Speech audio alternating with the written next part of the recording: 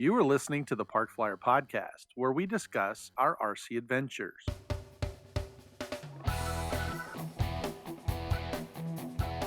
Welcome to the Park Flyer Podcast, where we discuss the ups and downs of the new RC Flyer. Join your hosts, Michael and Jay, as they take flight at the park. Now on with the show. Hey, everybody. Welcome to the Park Flyer Podcast. I'm Michael from Arizona, on the road, actually. With me are my good friends, Jay from the hills of Texas. And Shannon G from Mesa AZ. We are happy to be here. I know, I love that. It gets better every time. I'm actually on the road, so this is, for me, this is kind of exciting. I get to do this from out of state. We're actually in Colorado at the moment. Unfortunately for me, it's a working trip, and I didn't get to bring any airplanes, but I was at home last week and was able to kind of get out to the field. Many of you know I've been working on my Sparrow, which is my big turbine, and I had a little time at home between working, and so I was able to get my lights working on it, and I got my gear and everything all sequenced up, and they're all together. Of course, my buddy Barry's like, "Hey, bring it out to the field. We'll check it out. Maybe we'll fly it." And so I drug it all out there, and in case you don't know, they're doing redoing our Armada on our field. So if you're familiar with Sun Valley Flyers, they've removed the old one and they've are putting the new one up, but they're kind of waiting on the permitting stuff. And so as a result, it's really, really hot out there and there's no shade. So everybody shows up early, and by 9 o'clock in the morning, we're all gone. So anyway, I took the airplane out there, and we actually wound up learning the turbine, testing it, taxiing, trying to taxi. But then we realized that something happened in my sequencing of the steering gyro. So now the steering gyro is correcting in the direction you're steering, and so it's like twice as bad. If you're trying to taxi, I was like, okay, we're not going to take off, we're not going to fly it, but we got everything else all settled up, and so I was excited to get out there and fly, and then Barry got a new turbine. I was going to get to fly it, but we had some visitors, and a couple guys moved down from Montana, actually up in kind of the north west corner. And they came down with a couple of EDFs and gave us a call and said, "Hey, can we come out and meet us?" And so we did. And Patrick was one of the young man's names, and so Barry let him kind of fly the turbine, and I gave up my spot at the sticks for him. But it brings us to a good kind of a good segue, because it is summertime. It is in Arizona. It's very, very hot. I think this week Shannon is supposed to get to like 118 or something, right? Supposed to be super, we're super we're hot. like Phoenix. We're 3 blocks from the sun, so it's Yeah, that's true. 3 blocks, yeah. 3 right We're turns, not and the you're third right rock there. from the That's what sun. he We're gets. 3 blocks from the sun. That's yeah. 3 blocks. Yeah. So anyway, the Phoenix, as well as some of the other places in Colorado, it's 100 degrees That's here, and cool. I will tell you that, yeah, cool compared to there. But I will tell you that density altitude plays a big part. And coming from an aviation background, that these guys came down, and I told them, I said, "Hey, I noticed you guys have EDFs." I said, "I'm not really sure where you're from, but being as hot as it is out here, you're definitely going to have a difference in performance." Because I wasn't really sure where they came from. He told me they were in Montana, but I didn't know if they whereabouts they were. And they laughed at me and they said, "Oh, well, we're up at 5,500 feet." And I go, "Okay, well then you won't see any performance difference because they're already up at the high altitude, and so they're used to flying really lethargic. So when they came down here, even though it was hot, they actually got better performance than what they're used to. But density altitude does play a big part, especially in an EDF, and as a result, you can get what you're normally used to flying fast, low, having a lot of lift.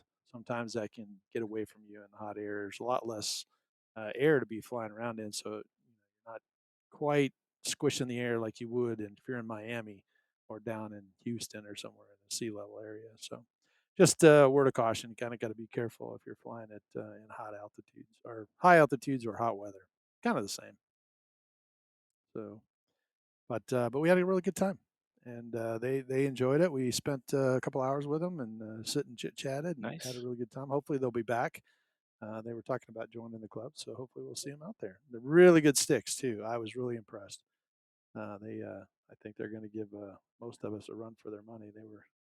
doing high speed inverted passes down the runway. So that was Oh always yeah. good to see those as opposed to somebody just up there trying to figure it out to fly. We did have a new guy. He had a little trainer. It was a apprentice, and he just got a new radio, and so he was out there taxiing it around. And I gave him my name and number, told him I could kind of help him out being an AMA instructor. I was like, yeah, if you have any questions, we're here you go. Call. So he taxied around, and he didn't fly his because he was just trying to get the radio all tweaked. But yeah, we had a great time. But the heat is a killer.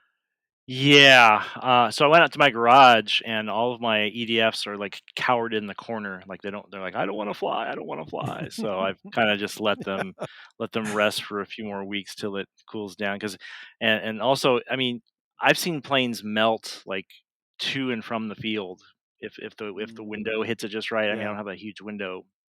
I've got things Yep. blacked out, but I had a friend of mine That's had true. like a hatchback, and literally like Hmm. got to the field and didn't touch anything for a while. He goes to get his plane out, and it like folded. Like that's how hot the foam. What? Like Yeah, the like the the foam. Like foam it was just like kind of he was like Drew. Yeah, drooped. it was almost like gooey. It was like, oh my gosh, it was all Uh, alligatory, and it was like, oh my yeah. gosh, I can't fly that now. Oh yeah, Oh, that's terrible. so Yeah. Yeah, we get Right. yeah, alligatoring here if you leave them out, but that's about it. I said, here in Texas, if oh, but underneath the canopy, it'll get all alligatory, or the foam will puff up or whatever, but yeah, I just think Right. not the way the melting. sun was Wow. hitting that hatchback, and he didn't have like any uh tinting or anything. If he had tinting, it probably would help, but it was just a random thing. This was a couple Yeah. years ago. It was like when it was like a couple years ago. We had a it was even hotter than now supposedly, but I think it's hotter. It's pretty Yeah, hot that's right now. true. So, Yeah. but yeah, so Yeah. that's been I've been tinkering with I got a crawler. I've been tinkering with that. That's been That's fun. true. He crossed over to the Yeah, dark so side, so I put a lot we'll more have to money hear in more that than about I that at some ever point. thought I would. The thing's got more channels than half my airplanes. Let's put it that way. That's crazy. Isn't that crazy? That's Yeah. So insane. Yeah, you're gonna have to get an IX-20 now to get all those. Or you actually have something that you have the Free Sky one, don't you? That has yeah, but I those. bought a radio for like the wheel radio, but Oh, did you? it's a 7 channel wheel radio. Mhm. It's got a bunch. Oh yeah, it's Oh crazy. I was wow. like, 7 wow, I had channels? yeah. I didn't even know It's they got a made seven gyro channel. on the No, I didn't either. I receiver. thought they Radios. were all 4 channels. Nope, nope. Why would you need a gyro? Yeah, evidently It's not. got well, because of like with the crawlers, you've got gear shift for some, like high low. You've got what's you can and some you can Okay. take the Really? 2-wheel drive and the 4-wheel drive, the transfer case. There's the thing called the dig where like it locks out the rear wheels where they just like kind of and you just kind of dig out with the front wheels. Like it totally locks the rear wheels. Like it's not Hmm. even freewheeling; it just locks them. So it kind of gives you like some resistance to drag it out with. And then Mhm. I have a winch too, and that's on a little key Oh, remote, but you very got to plug it nice. into a channel so it has power. And then I've got lights. My Right. headlights are switchable, so I got all kinds of Okay. different colors. Okay. So I can yeah, see so that. it's But why pretty the darn cool. gyro? Yeah. Well, it's a I think for like some of the car racing, some of the guys use a gyro to help with the steering to keep it straight down the Mhm. track. I'm not using the gyro on this. This receiver I have it's got gyro, it's got voltage. Actually comes with the plug to plug between your battery and your speed control that has the voltage yeah, Oh so you can see yeah. the voltage. So Right. I was like, and it's really inexpensive for for what I'm doing, but I put way more money in this thing than I ever thought I was going to. Like Typical. Yeah, I had a truck one time that a friend of mine gave me, and I think it was at the time that he gave it to me. By the time I got everything up and running and out running it, I had spent more than most of my most oh my expensive gosh. airplanes Well, I at mean, the I'm not time. that far. I It just, was. Oh, like it had a good uh, servo, like steering servo, but it was a good servo, but it mhm. wasn't good for a crawler, so I had to replace that. Just all these little uh, and don't they have to have one of those with like a really super long arm or something on um them, right? They're not yeah, they're pretty short. long arm, but it was I mean the guy put a high tech Yeah. like an HS 645 Metal Gear, but it Hmm. it froze up on me. Like something went south on it. So I don't know if it's Oh, because all the resistance that's on it. oh. I don't, even though it's a high torque gear, or geared, servo, Mhm. it just Mhm. doesn't work good with these. So I got whatever they said to get for the crawler. Huh. Well, that's Yeah. interesting. So fun stuff. But Well, that's kind of cool. Something to go out and work with while it's hot. I can At sit least you right can sit here in the and do it. shade and Yeah. just watch it Or crawl I just around. sit right here and do it and drive There around you the go. house. You can make an obstacle course in your front living Yep. room.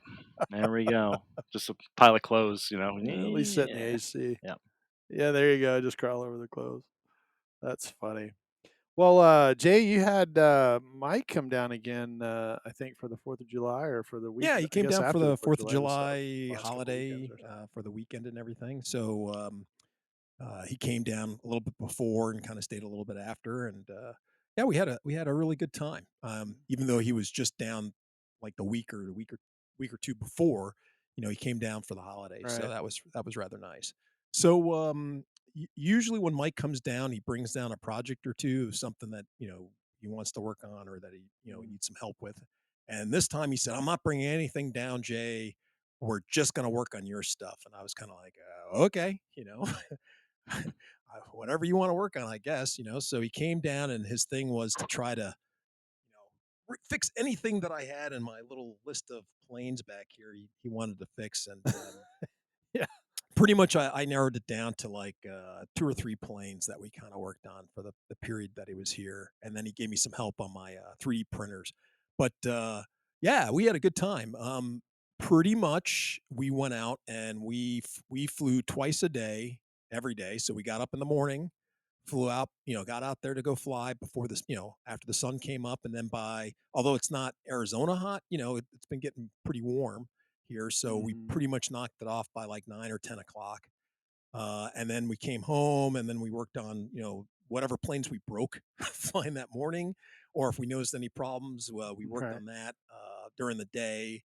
Um, and then we came back out in the evening after dinner. We'd come in right before it got dark.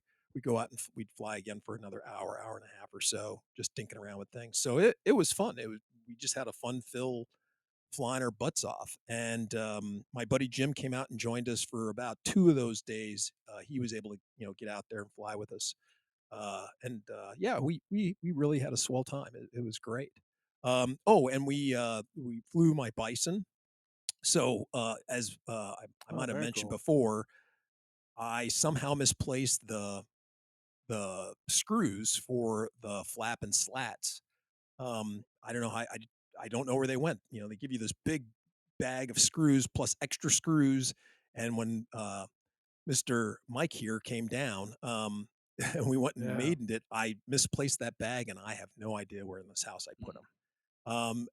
And then when me and AK Mike were flying, the the servo came loose. I had hot glued him, kind of hot glued it down on the on the servo, and I wasn't using it, but it shook itself loose and came loose. And luckily while I was flying, I was coming in for a landing, all set up and nice. It was looking great, and all of a sudden the plane just veered off to the left, and I'm like, whoa, whoa, whoa, whoa, whoa, what's this doing? So I would speed up, since I was getting slow, I, put the throttle in. I started to climb, and the plane acted normal. And every time I slowed down to land, it would just veer off to the left. And I'm just like, what is this plane doing? And I go, oh, I think the head of that, of that one of a servo came off. And Mike was with me, and he goes, well, what do you mean? Why would it veer off to the left every time you slow down? And I go, think about it. When I slow down enough to land, or just before I land, air resistance is on the flap, on that flap, and it keeps it up. And then the minute I slow down enough, one will come down, and it makes the plane, you know, jerk to the left or the right or whatever it was. So I just kind of landed a Well, little you have fast. Was leading able, edge devices too that you yeah, have leading edge yeah, devices that pop out as well, right? Yeah. yep, So that yep. would cause it as At the well. same time. So yeah, it wasn't helping. It wasn't helping. But I just landed a little faster, and luckily that plane has really robust landing gear. So I was able to, I just land a little fast and no problem. And then I came home and I dug through my, everybody has a little pile of screws. You got somewhere, you have a jar, you have a Yeah. container, a drawer of just various several. screws. And I sat down, I scrounged through that thing, and I was able to find two screws, believe it or not, especially for servos. I was able to find two metal screws that fit my servos, and I was able to screw them in and fixed up the plane nice, and I didn't have any more problems. But yeah, Sweet. that was a little scary, but it was fun. But anyway, during that time, let's see what else did we do. Jim brought out a soft width camel that he had built like 8 years ago, 10 years ago, and basically hadn't flown it for like 7 or 8 years. I mean, so it just been sitting in the garage, hadn't flown, Is this and is this the one that he like grew a tree, got a seed from his oh yeah, grandfather? yeah, yeah, It yeah. took him It 11 years to grow the sure tree. had to plane the Chopped the wood, tree had after down, he chopped the tree shaved all down, the yes, yeah, the yeah. whole 9 yards. So he put a lot of time I've into I've building heard this about plane. this I haven't seen it, but I've heard about this airplane that it took him a long time to build.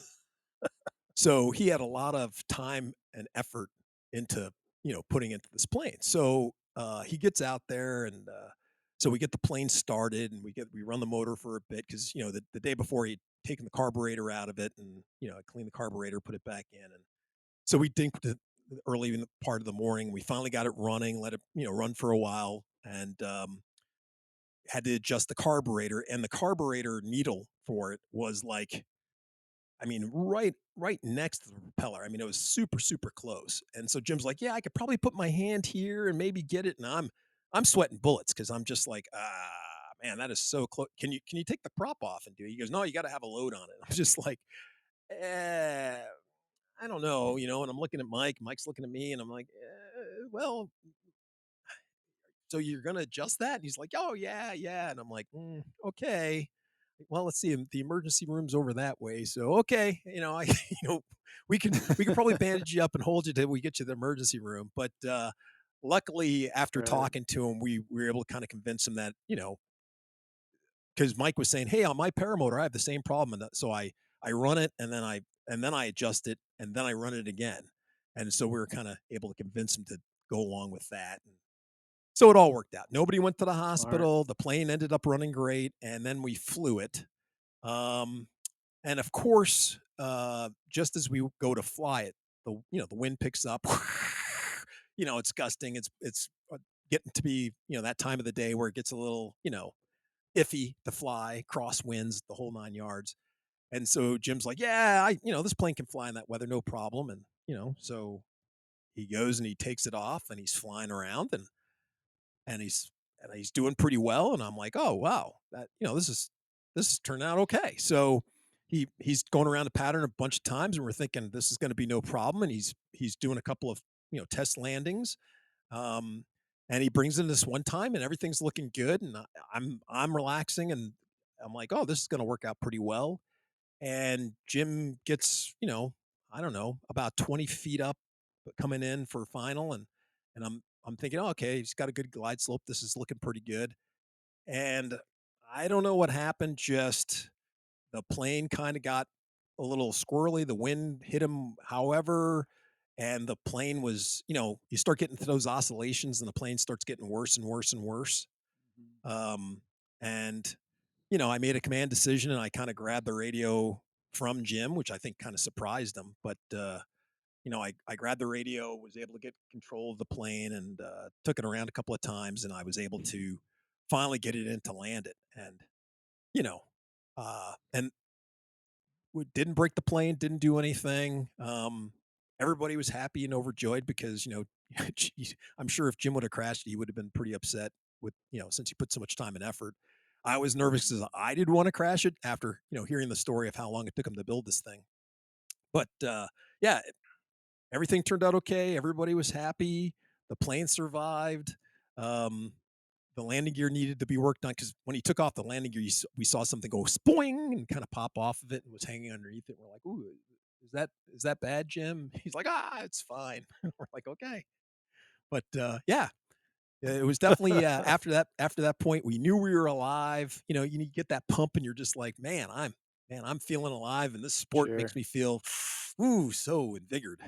So yeah, it was Got the it was juices definitely a, flowing on a that very good one. morning for flying. Oh, it was definitely flowing. So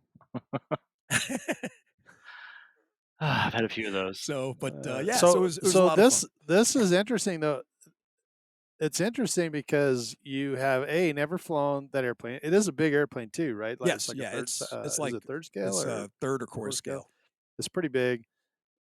Yeah, and you've never flown that particular airplane. He just had it out No. there. So to be able to get into PIO, which is pilot induced oscillations, and then take that and try to recover, kudos to you, because that, a lot of times that happens where, it gets behind the curve, and getting it back out of that is a little troublesome.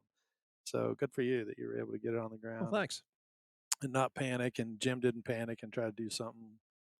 So yeah, that's so how did it fly? Did you like the way it fly? I mean, this is a World War I, and it's not like Um, you and I have a lot of experience flying World War I airplanes. right. Okay. So there's a couple of things with this. You know, I'm, right now I'm strictly an electric guy, right? And I'm just moving into, flying with Jim. And, Right.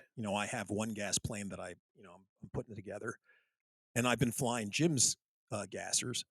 So there's that one thing of me coming from electric and then dealing with a gas or powered plane, and that is the lag, the power lag, right? In electric, you get Mm. spoiled with Hmm. having 150% power right now, or not yesterday, right now. I want all that power right now, Right. everything you have, and the plane will give it to you for the most part. Um, and so when you don't, so I'm thinking, oh, the plane's having a problem. I give it full power. I'm expecting to get a whole bunch of power, torque, whatever I need. And when I give it, full throttle and the plane goes, I'm just like, where's my power? So Yeah. I'm There's a expecting spool like, up time. yeah, there's a spool up Right. time and I'm expecting, Right. everything right now. I'm expecting to take over control right now. And that's the part where I'm kind of trying Yeah. to recalibrate myself for that, having that spool up time, and it's been throwing me quite a bit. Also for coming in for landings with some of those planes, Hmm. I'll be in. Let's say I'm at half power, and now I'm set up. I'm on final, and I'm setting up my glide slope, and I'm kind of getting that adjustment in with for the wind and everything, and I go below, let's say half throttle, and I bring it down to like almost a third or just a little bit under half. And then the plane will just drop out of the sky. Whoop. And I'm like, whoa, whoa, whoa, whoa, whoa, what's going on? Why did it drop so much? And then I try to bump it up. I'm trying to get that feel for it. And then I'm doing one of these numbers, as I'm going up and down as I'm trying to come in for a landing, trying to Right. set up that glide slope because I can't get the power setting right. And that's another thing that I'm trying to Right. get used to, that I don't have to be, I don't have the fidelity of the electric of setting up the minute, you know, setup that I want, and that with something with gas or glow, it's giving you, I guess you have a bigger, maybe not a bigger curve. What's the word I'm looking for? It's there's a wider, I'm not getting small ticks of power increments. I'm getting a swath. I'm getting that a slice of it. So if I'm in that, like I said, below Right. the half power, the plane starts to drop substantially, but it's okay if I just leave it alone, let it build up some speed, and then go to flare it or whatever. The plane will stop at whatever altitude, and that's just I'm just not used to flying like that, so it's just been throwing me off. So So another thing that probably because you don't have a whole lot of gas time, is that people forget that with electrics, when you're not running electricity through that motor, when you cut the electricity off, it's a free spinning prop. There's resistance, but only magnetically, right? So mhm, it's very small. However, when you pull the power off of a motor, you actually get it's you still have that compression in there, and now it's like a Jake brake on a big truck. It gives you this power where it uses the motor to slow it down. So the right, propeller, where you would pull the power off thinking, oh, I've got enough, that I need to go to idle power. Now it's actually acting as a brake, using the engine to slow itself down. And then you're like, oh crap, I need more. And that little one click, two clicks isn't enough to get that compression. There's definitely a difference between producing power and then getting this. I don't know braking you effect, know the right? name of that, Shannon. I guess Yeah, it's braking. Yeah, braking, engine braking. engine braking. And so yeah, so you're getting that engine braking, pulling the power less than idle. There's that little spot in there somewhere that when you get to it, it's called zero thrust, I think is what they call it. And that's where the propeller and the engine are producing just enough that it's spinning at the right RPM, but it's not causing any aerodynamic braking or Drag, engine right, braking, and it's right. not causing any more thrust drag. Wow. So the drag is kind of at zero. But that's a good point, and that was one of the things when I first started flying gas that I had to kind of get my head wrapped around as well. So that's good that I mean, for that big of an airplane and then trying to get it in first time around. You told me, I think we talked about this, but you said you had to go around once or twice, right? Or Oh yeah, I flew the plane around. on I had the plenty of on gas, the so I just flew it around to get used to it. Because one of the things, being a mhm, biplane, it does have the short coupling. So I just kind of flew it around to get used to it, and mhm, um, and the plane was very, like, once again, it was very docile in itself, and it didn't seem to have any bad tendencies. Now I didn't take it up and do like stall tests or nothing like that with it, but once again, I'm flying it in a pretty good crosswind. It was gusty. So, like you said, I took it around several times just to get the feel of it. And then I kind of had to caddy corner. So the field I fly in, there's a road to the left, then the field, then there's trees to the right. So mhm, normally where I would just line up in the middle of the field and bring it in, the crosswind was such that I had to take it over to the more towards the road and bring it in that way to get the crosswind mhm. in, so it wasn't, affecting it Gotcha. that much, and kind of bring it in at that angle and then straighten it out and I could land. But it was just getting it set up in that, you know, Right. I don't normally fly in that part of the field like that. So I had to just do that a couple of times just Right. to get myself set up, lined up, so I could bring it in, slow the plane down. And that's the other part of it that was kind of scary because I didn't know how much I could slow the plane down. Right. I mean, I probably should have taken Yeah. it up to altitude, slowed the plane down, see what it does, to when it stalls, and that would at least help me. But at the time, all I could kind of think about was just let me, do a couple of practice touch and goes, or bringing it out on the field and see what's going on, and then I can just land it. So, you know, but that was the Very only thing I cool. was really really worried about. Yeah. Well, it sounds like you guys had a great time at the field, and a lot of fun to be Oh yeah, had. yeah, certainly did. However, in our last few minutes of time here, we have a safety a safety sequence Dun dun or dun dun, segment, and Mr. Safety. brought to you by Mr. Safety Jay Neely. So tell That's us, it. kind of walk us through Okay, what happened kids. there. Okay, so once again, after a great day of flying, we came back to the house and decided to charge up the batteries to go back out that evening. Um, and as um, Mike was going ahead and plugging the batteries in, one of the okay, so let's back up. So I have a parallel charge. I have a regular charger that goes into a parallel charger, which lets you charge multiple batteries at once, and it seems pretty foolproof, right? If you have a three cell, you put the charging the balancing plug into the three, the one for the three cell charging, and so on and so on and so on. Well, mine goes, it has two rows, and so let's say you have the charging plugs with the little nubs. Let's say they're facing this way, Mhm. and so as you're going along, it goes down the row and they're all the same. And then it's like it turns, to go to the next row, it's like they just turned it around, they started the row going the other way. So they're the two nubs on each row are facing opposite directions, 180 degrees. Right. So if you're plugging something on row 1, you can see them and plug them in. If you're not really paying attention and you plug it in the same way on row 2, there is the possibility, even though it has those little nubs to help you push it in, and theoretically you can't push it in. But believe me, if you push hard enough, you can push them in.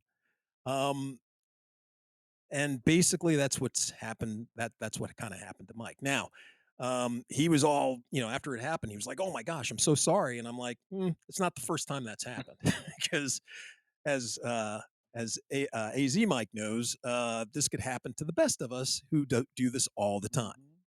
and it's kind of amazing. If you're not paying attention and you can, it doesn't take much to push those things in to where you can get them to touch and have them arc on you. It's very excitable once it does that.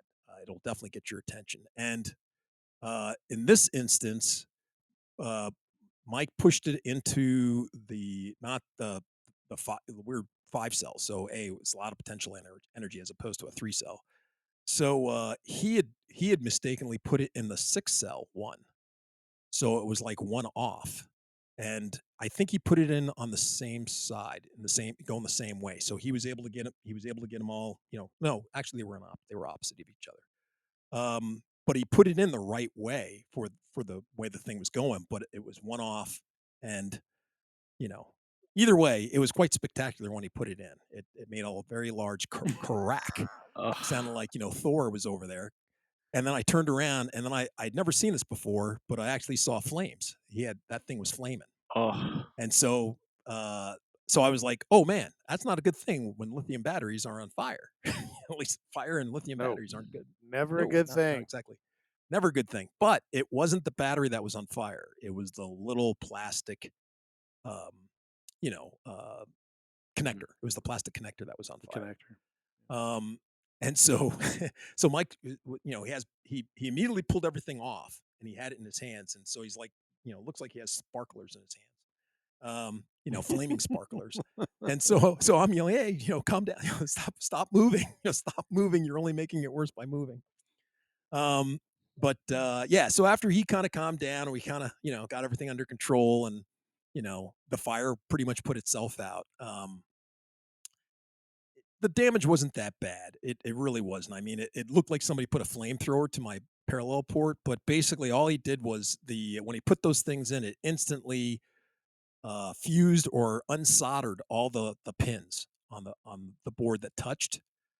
And pretty much that was it. So I happen to have a little connector, little set here, so I was able to just put the pins right back in, resoldered them. He didn't lift the traces. So it only touched for just a second or two, but it definitely. That's all it takes. It only takes a second, but it wasn't as bad as it looked. I mean, it looked really bad at first, but like I said, he was quick enough to plug them in, separate them, that he didn't damage the board, and all was good with the world. I was able to fix my board. My battery wasn't damaged. I'm still waiting for. I don't have 5S connectors are coming in the mail, and I'll be able to repair the battery. So the battery didn't have anything wrong with it afterwards. It just, like I said, just a little fusing or welding, as you would say, of a couple of parts, burned the connector off, and that was about it. So be careful with these things. Yeah. I mean, just because once again, you get lax around things that seem safe. Yeah. And like I said, my charger, the board itself, this particular board has a fuse in it, that if anything goes wrong, it cuts the power to it. But since it was on the charging plugs, there's no particular fuse for that. So it didn't even blow the fuse. So this was just a pure kinetic or, type of accident.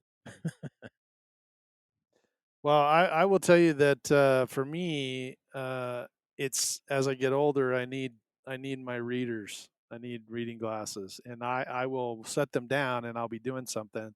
And this particular time that I had the same issue, I did the same thing. I didn't have my glasses on. I looked down. I thought, oh, this is a 4-cell or whatever, and I stuck it in the 5-cell port, and it did exactly the same thing. It unfused all of those, desoldered all the pins, and I was running through the house with this smoking battery in my hand, and my wife is in the background going, "What is that awful smell?" And I'm like, "Nothing at all." As I chunked, are you on Nothing to drugs? see here. Yeah. Nothing to see here. Keep moving, folks. So yes, that is a safety tip for today. Please put your glasses on or your magnifying glass or whatever. Make sure you're That's right. plugging into For the right older outlet. crowd, definitely. For the older crowd. So now I will tell you that Jay and I have had that issue. Shannon, on the other hand, perfect score. Oh, so I've had far, that right? happen long ago. Yeah. Oh, yeah. Okay. I had Yeah, something yeah. similar not too long ago, actually.